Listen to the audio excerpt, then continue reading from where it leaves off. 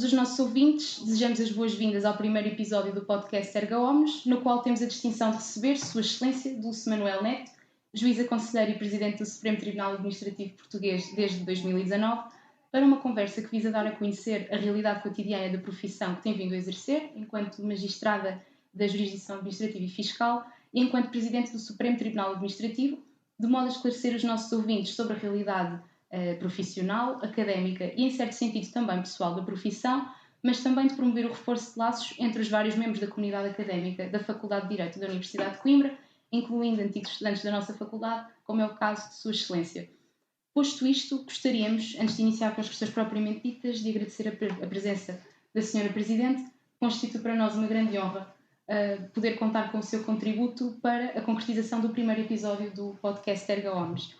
Deste modo, passo então a palavra à minha colega Sara para que possamos iniciar o presente episódio com a primeira pergunta. Sra. Presidente, antes de mais, muito boa tarde. Gostaríamos de iniciar o primeiro episódio verdadeiramente pelo início, ou seja, para perguntar como surgiu o interesse pelo direito e o que ele levou a escolher esta área. Desde já, obrigada pelo convite para estar aqui. É para mim uma honra e, no fundo, inaugurar este podcast e dou-vos os parabéns por isso. É com muito prazer que aqui estou.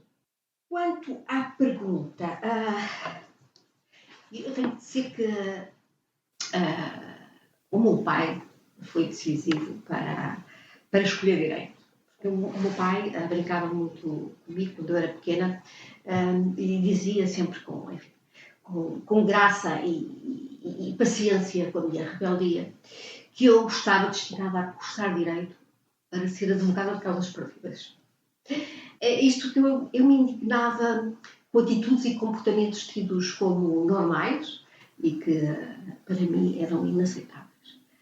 Como eram os banais, na altura eram banais e bem tolerados casos de violência doméstica, que eram sempre desculpabilizados pelo ditado que nos ensinava a nunca meter a mulher entre marido e mulher, ou a violência sobre animais. Eu ficava exasperada quando via os rapazes da minha idade a ferirem e a baterem pássaros com as fisgas, a cortarem as caudas às sardaniscas, a fazerem explodir sapos. E tudo aquilo me exasperava. E mais exasperada ficava, porque via que ninguém reagia contra isso. E portanto, eu era muito refilona. E portanto, além disso, também as injustiças e desigualdades me exasperavam. Quando eu via os meus irmãos libertos das tarefas domésticas, enquanto nós, as raparigas, as irmãs, tínhamos que passar parte das nossas férias dentro de casa a aprender a cozinhar, a pesar a ferro, a bordar, a costurar, enfim, todas essas coisas que as meninas tinham de aprender enquanto os rapazes brincavam na rua, todo o dia. Isto tem que ser visto a alguns num contexto. Eu vivia ali perto da Figueira da Foz, na altura era uma pequena aldeia, enfim, uma verdadeira aldeia muito conservadora e patriarcal, na década de 60, 70, onde a generalidade das pessoas assumia essa cultura e mentalidade. E, portanto, eu fui interiorizando essa ideia de que iria ser advogada de causas perdidas. E porque elas me permitiriam mudar o mundo. Ainda fiz os estágios de advocacia, mas rapidamente compreendi que não é fácil ganhar as tais causas perdidas. Porque elas passam, essencialmente, por mudanças de mentalidade e de cultura que penso que neste momento já estamos a atravessar. Muito bem. Então, no seguimento desta questão, gostaríamos de lhe perguntar o que motivou em concreto a sua inclinação para a magistratura e, mais especificamente, para a posição de juíza conselheira e, posteriormente, para a de Presidente do Supremo Tribunal Administrativo. Mais uma vez, o meu pai teve uma influência nesse caminho. Como sabem, antes do 25 de abril de 1974, a magistratura era proibida para as mulheres. A primeira mulher a ingressar na magistratura aconteceu em 1977. Era a juíza Ruth Garcês, hoje já faleceu. E eu recordo com muita nitidez a noite em que ela foi entrevistada no telejornal e o entusiasmo que senti com a abertura dessa área da justiça às mulheres. E sobretudo, ficou-me gravado na memória o que o meu pai me disse nessa noite. De que eu devia capitalizar a minha energia contestatária e a minha rebeldia e sentido de justiça para seguir essa carreira. E acabei, efetivamente, por ingressar na magistratura. Também, portanto, pressão do meu pai, que quis que eu fosse fazer os exames ao Centro de Estudos Sociais, embora eu não tivesse estudado, não me tivesse preparado para isso, mas acabei por fazer os exames e talvez a descontração com que fui fazer os exames me ajudou muito, mas não foi só a descontração, foi também a formação jurídica que eu levava daqui, da Faculdade de Direito da Universidade de Coimbra. E, portanto, essa boa formação jurídica, aliada a uma descontração muito grande, permitiram-me passar os exames. Depois, claro, fiz o percurso normal na magistratura.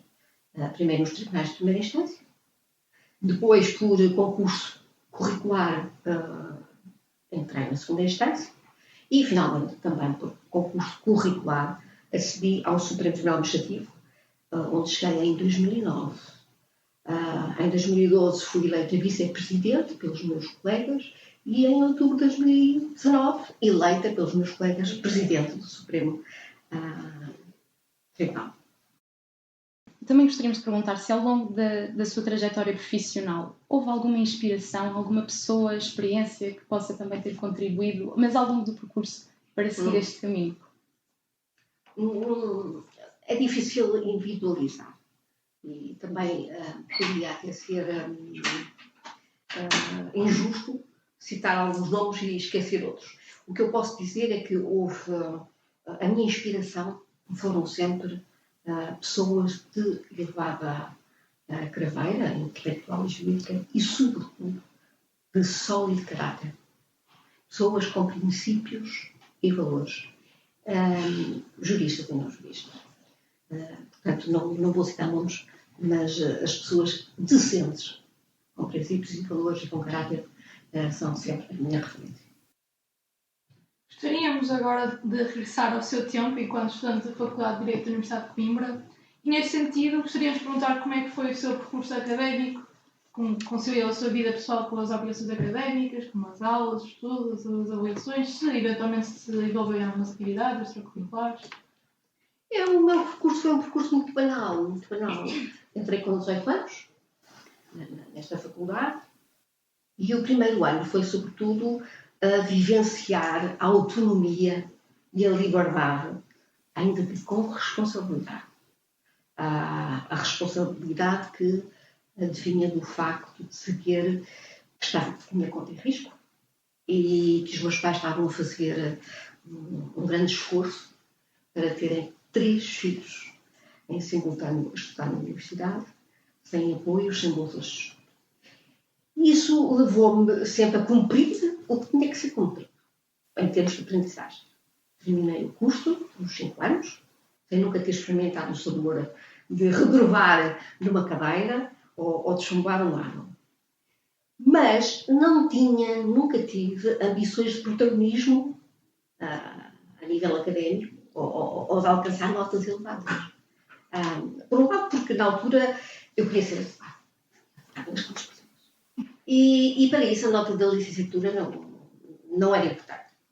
Por outro lado, penso que essa falta de ambição, em termos de notas, se prendia com a previsibilidade de emprego, que então se verificava. Havia sempre saídas profissionais, não é? E não existia a competitividade e a rivalidade que hoje existe e que começa logo no ensino secundário. Porque as médias para entrar na universidade eram muito baixas. Eu penso que na altura para entrar em Direito era 11, média de 11, 10 ou 11. Portanto, isto explica muito essa falta de ambição, de ser uma aluna brilhante, ter boas notas, e também não me passava pela cabeça entrar na carreira académica e, portanto, fui uma aluna banal, muito banal. Só queria ser suficientemente boa aluna para chegar às férias de verão, com a passagem do ano nacional, tranquilizar os meus pais e enfim, com facilidade. Mas, para mim, era muito importante, e foi muito importante, a vivência na atmosfera coimbrana. Era o teatro, era o cinema, era o espírito boêmio próprio de Coimbra, o espírito de camaradagem e de liberdade, enfim, uma convivência sã entre jovens. Entretanto, ingressei no teatro experimental da Universidade de Coimbra, o TEUC. Ainda estive lá há 2, 3 anos, e isso permitiu-me uma vivência cultural e artística que foi extremamente enriquecedora. E é perfeitamente possível e desejável conciliar o estudo com as outras atividades artísticas, culturais e desportivas. E foi isso que eu fiz. Muito bem. Ainda a propósito desta questão, gostaríamos de perguntar em que medida a Faculdade de Direito de Coimbra a marcou e que reflexos essas marcas têm tido na sua carreira e perspectiva enquanto jurista e também enquanto Presidente do Supremo Tribunal Administrativo. As marcas são muito fortes. São muito fortes, não só pela minha sólida formação jurídica, que foi fundamental. Apesar de, como disse, nunca fui sempre uma aluna banal, dos 11, dos 12 valores, a não ser aquelas cadeiras da apaixonada que eu tenho muitas complicações, mas de resto, tinha-se na universidade. Mas não só essa sólida formação jurídica, mas a formação humana, a formação cultural e social, num ambiente único de camaradagem, que me permitiram fortalecer qualidades pessoais como a tolerância, a solidariedade, a empatia, que são decisivas para o desenvolvimento de qualidades pessoais e, sobretudo, para o desenvolvimento da inteligência emocional e social, que são fundamentais e que penso que contribuíram muito para a minha eleição como, entre pares, como Presidente do Supremo Tribunal Administrativo. Passando então para o momento pós-candidatura, qual é que foi o trajeto profissional que percorreu desde esse momento até chegar à presidência do Supremo Tribunal Administrativo?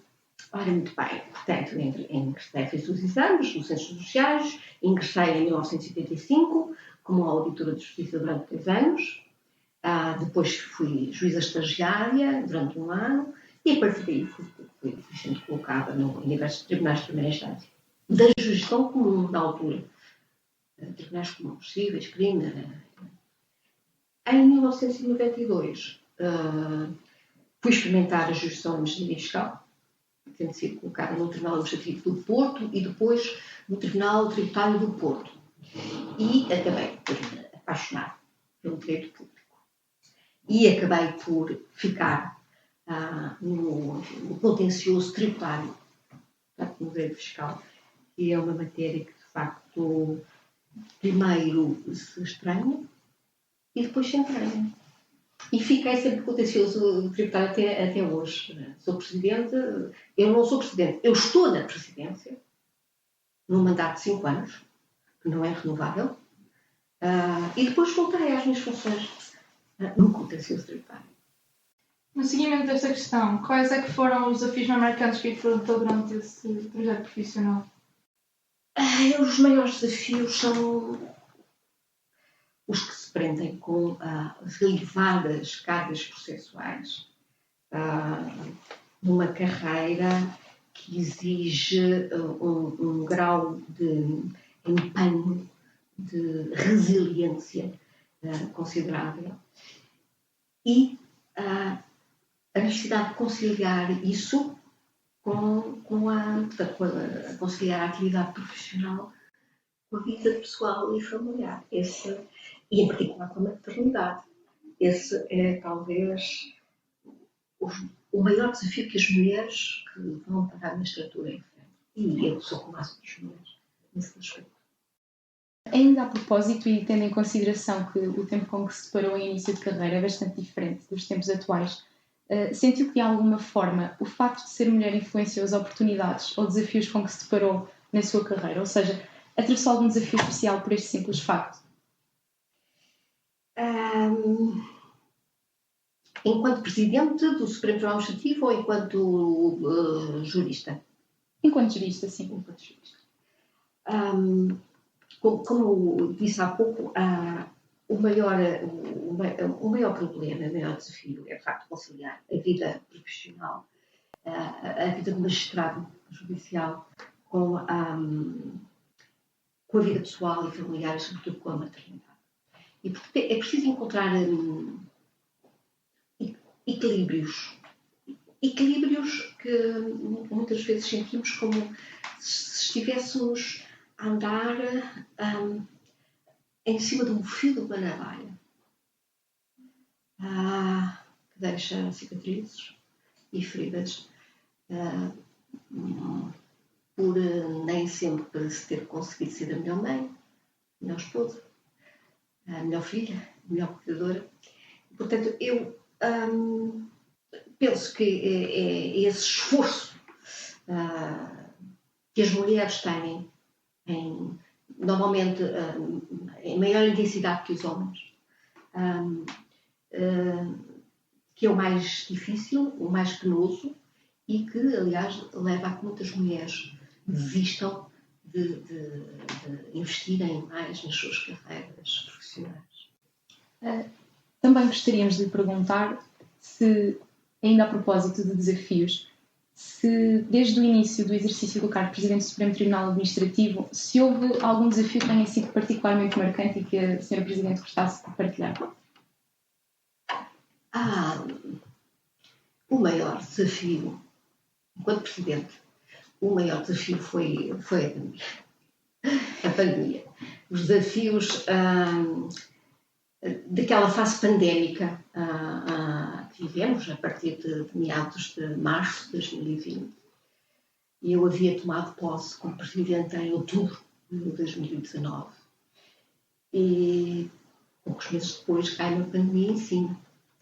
Eu tinha feito enormes planos, projetos, tinha várias ideias para a universidade.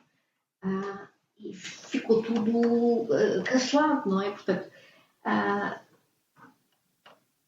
tive que me concentrar na gestão dos juízes e dos tribunais perante aquela súbita necessidade de adaptação a uma nova realidade e a um distinto modelo de exercício da atividade judicial. Foi um período duro, muito solitário e exigente. Portanto, isto, enquanto Presidente do Supremo Tribunal Administrativo, precisamente. Foi sem dúvida esse desafio. Continuar a apoiar os juízes e os funcionários, de maneira a que eles pudessem continuar no exercício das funções jurisdicionais em situações até de confinamento, com filhos em casa, com idosos em casa, e foi gratificante, porque acho que consegui. A questão seguinte que gostaríamos de colocar não se prende tanto com as anteriores, mas com uma temática que consideramos interessante de trazer por estar relacionada com uma preocupação notória nos últimos tempos e com a qual as futuras gerações de juristas se irão também deparar, que é relativamente ao papel da inteligência artificial no direito, particularmente no que toca à celeridade da justiça e ao conteúdo ou material das decisões jurídicas. Nesse sentido, gostaríamos de perguntar que desafios a inteligência artificial pode vir a colocar nos tribunais administrativos e fiscais e no seio da justiça administrativa e fiscal especificamente. Eu costumo dizer que a inteligência artificial é como a energia nuclear. É fascinante, mas tanto pode ser utilizada para o bem comprova. E nestes tempos tão assustadores que vivemos, não podemos deixar de temer novos tipos de ditaduras, nomeadamente a possibilidade de uma ditadura digital capaz de alterar radicalmente os regimes e a governação e de atirar o ser humano para a irrelevância na sua quase totalidade, com o poder concentrado nas mãos de uma elite que detém os algoritmos. Há um livro muito interessante que eu aconselho a todos a ler. O livro é do Yuval Noah Harari. O título é 21 lições para o século XXI. E, de facto, ele trata muito bem todos esses temas. Os jovens, sobretudo os mais jovens, como nós, ficam fascinados pela inteligência artificial, mas não pensam nos perigos. Em termos de tribunais, de atividade social e de eficiência dos tribunais, pode haver muitos benefícios, mas também muitos riscos.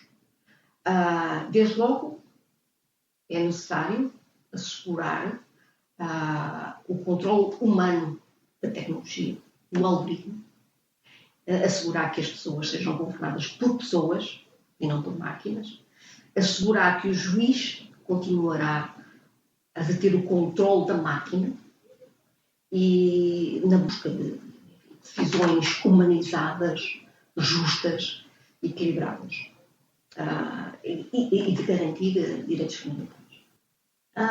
E os tribunais administrativos e fiscais vão ter um papel crucial neste controle dos efeitos colaterais de uma excessiva informatização da administração pública. Porque é nos tribunais administrativos e fiscais que se controla a legalidade da atuação da administração pública.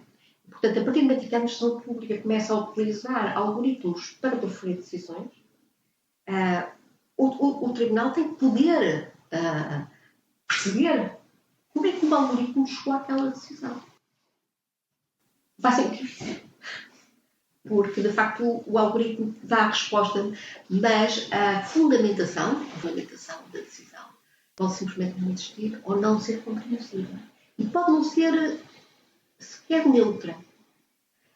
Pode haver níveis de discriminação. Raça, nacionalidade, género. Toda uma informação, não é? A inteligência artificial vai buscar para depois dar uma decisão que nós temos que compreender. E os tribunais têm que compreender para poder sindicar a legalidade, não é? Portanto, esse é um problema de conseguirmos que a inteligência artificial, na atividade judicial, nos permita obter decisões seguras e neutras, com atos digitais compreensíveis, justos e não discriminatórios. Mas eu penso que, neste momento, os tribunais administrativos e fiscais, o grande problema está ainda muito aquém da inteligência artificial. Neste momento, o que nós precisamos é de recursos humanos. E, portanto, as deficiências, temos muitas deficiências em ferramentas informáticas que não têm nada de inteligência artificial. Por exemplo, a plataforma de suporte à atividade dos tribunais administrativos e fiscais, que é o CITAF, tem muitas fragilidades. A própria velocidade da internet muitas vezes não funciona, não é adequada. Temos dias em que estamos com os tribunais paralisados porque o CITAF não funciona. Portanto, nós estamos ainda quase na pré-história. E acho que, enquanto não for resolvido o problema da construção de um edifício sólido, com ferramentas humanas, materiais, informáticas, penso que estamos já a pensar no telhado de vidro, em telhados de vidro muito bonitos, em casas que ainda não estão preparadas sequer para os mínimos que são necessários assegurar. Pegando então na resposta e às deficiências que apontou, o que é que gostaria de ver alterado para o funcionamento do Supremo Tribunal Administrativo e dos Tribunais Administrativos e Fiscais para nomeadamente para a prossecução da melhor justiça possível, nomeadamente naquilo que concerne à resolução de problemas relacionados com a morosidade da justiça, bem como aproveitando naturalmente os benefícios que a própria inteligência artificial pode oferecer. O que eu acabei de expor já revela que, de facto, há muito por onde trabalhar ainda. Ultimamente, desde 2019 para cá, portanto, durante o meu mandato como Presidente, conseguiu-se dar passos muito fortes. Já temos muitas medidas legislativas que eram fundamentais. Temos medidas legislativas que estavam a aguardar há mais de 20 anos. Temos ferramentas informáticas, às vezes ainda um bocado rudimentares, mas já, enfim, funciona minimamente. Tivemos uma reforma recente dos tribunais administrativos e fiscais, com especialização na primeira instância, agora com especialização na segunda instância, e o que me preocupa mais neste momento, vamos ter um terceiro tribunal de segunda instância, que ficará sediado em Castelo Branco, não em Coimbra, e a minha última luta, o meu último desejo era poder ainda assistir à possibilidade de os juízes terem um assessor, um assistente administrativo que os coadjuvasse na sua atividade diária. Isso iria aumentar imenso a produtividade, a eficiência, e poder ter um gabinete de consultadoria jurídica junto do Conselho Superior dos Tribunais Administrativos e Fiscais, pudesse dar apoio a nível nacional aos senhores juízes, porque muitas das questões que se põem, que se colocam, seja no contencioso administrativo, seja no contencioso tributário, têm alta tecnicidade, alta complexidade. E, portanto, muitas vezes é muito difícil a um juiz estar a analisar, vamos supor, na área tributária, a analisar e a decidir um caso que implica ou pressupõe conhecimentos de contabilidade. Que ele não tem, nem tem que saber tudo, não é? Ou, por exemplo, vamos supor o administrativo, na área do urbanismo, era preciso muitas vezes um engenheiro para dar apoio. Isso era consultadoria. E depois, de facto, a formação do juiz é cara e, portanto, é um investimento caro. Podia-se aumentar, duplicar, triplicar a produtividade dos juízes com a possibilidade de cada um deles ter pelo menos um assistente administrativo. A seguinte questão é um pouco mais subjetiva, no entanto pode igualmente ajudar a compreender um pouco melhor a realidade da sua profissão. Neste sentido, gostaria de partilhar um caso ou um momento profissional particularmente marcante ao longo da sua carreira, quer um particularmente desafiante ou um gratificante? Continuo a insistir que o mais desafiante ao longo de toda a minha vida profissional foi enfrentar a pandemia. Sem dúvida. Depois, é evidente que enfrentar casos judiciais muito complexos e de alta tecnicidade, sem qualquer apoio,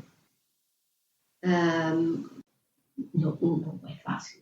Tive algumas situações de casos muito complicados, muito difíceis, que me obrigaram a um longo estudo e muito desgaste, e depois foi muito gratificante ver esses acórdãos publicados em revistas e aplaudidos pela doutrina. Portanto, é sobretudo isso. E também gostava também de dizer que durante a pandemia foi de facto muito desafiante para mim, mas também foi muito gratificante ver que os magistrados e os funcionários conseguiram até aumentar a sua produtividade, estando fechados em casa, naquela altura do confinamento. E, portanto, ver a resiliência dos magistrados e dos funcionários, que conseguiu-se computadores para todos, portáteis, para levar a casa e trabalhar. Foi muito gratificante para mim ver que eles deram o seu melhor mesmo naquele período tão complicado. Muito bem, então a última questão que gostaríamos de colocar é se a Sra. Presidente gostaria de deixar algum conselho principalmente aos estudantes que aspiram a seguir uma carreira na magistratura? Eu não sou muito boa a dar conselhos. Mas eu gostava que percebessem que o facto de ter notas extraordinárias na faculdade não significa que se vá ser um bom juiz. É certo que uma boa formação jurídica é muito importante, mas o essencial são as qualidades pessoais e humanas. E o caráter. A densidade de caráter. O bom senso. A empatia. A tolerância. E a humildade. Nada de arrogâncias. A humildade são qualidades que podem e devem ser treinadas por aqueles que pretendem seguir a magistratura. E por isso, se posso dar algum conselho, o conselho é que apostem na vossa formação humana, cultural e social, que desenvolvam a vossa inteligência emocional e social, cultivando a partilha, a ajuda, a camaradagem, que vivam o espírito campeão e que esqueçam a competitividade e a rivalidade que, garanto-vos, não farão de vós bons magistrados. Senhora Presidente, chegamos ao final do presente episódio, pelo que, das nossas palavras finais, gostaríamos de expressar o nosso maior agradecimento pela disponibilidade e contributo para o enriquecimento destes espaços que são, cujo resultado será verdadeiramente profícuo para a nossa comunidade académica, em especial para os estudantes da Faculdade de Direito da Universidade de Coimbra. Por último, gostaríamos igualmente de deixar um especial agradecimento a todos os ouvintes que nos acompanharam neste episódio e que esperemos nos reencontrar no próximo. Por isso, até ao próximo episódio de Erga Omnes.